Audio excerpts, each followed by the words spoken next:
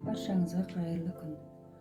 Бүгін мен өзімнің сіздерменен үйде жасалынатын өте қарапайым әрі дәмді түскі астың рецебімен бөлісетін боламын.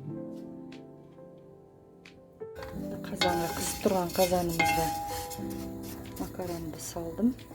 Осыны алтын түсті қылып қызартып аламыз. Қуырып макаронымызды алтын түсті қуырып алдық. Ал енді майымызды құямыз. Көп емес қып.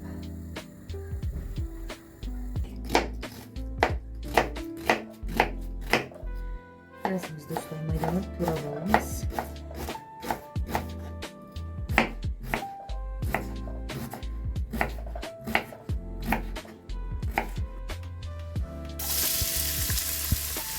Алдымен осылай пиязымызды салып қуырып аламыз кішкене.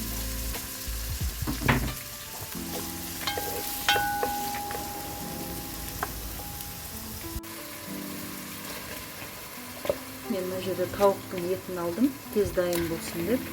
Кез келген етпен пісіре берсеңіздер болады. Үстіне кішкене помидор қосып жібердім. Дәмдісін деп. Осының үстіне тұз салып аламыз. Дәміне қарай.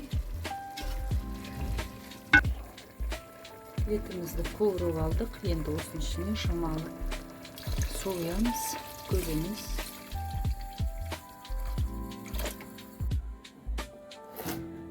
Сәбізімізді қалағанымызша турап аламыз.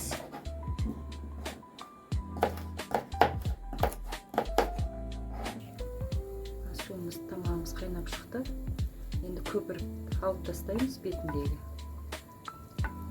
Лавр жапырағын салып жібереміз. Дәмі жақсы шығу үшін. Ал енді етіміз піскенше 15 минутқа қойып қоямыз. Картошкамызды турап аламыз қалағанымызша.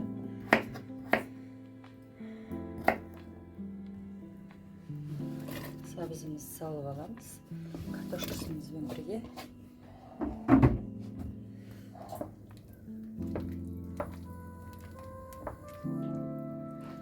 Сорпамыз әдемі қайнап жатыр. Осының үстіне тәтті бұрыш саламыз. Қаламасаңыздар, салмасаңыздар да болады. Дәмін әдемі кіргізеді.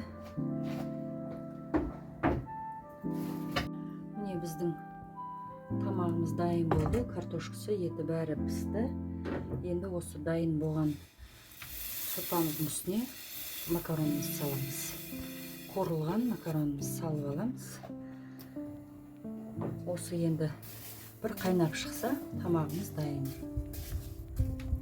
Қайнады, енді осыған дайын болып жатқан тамағымызға турап алған чеснок пенен укропты саламыз.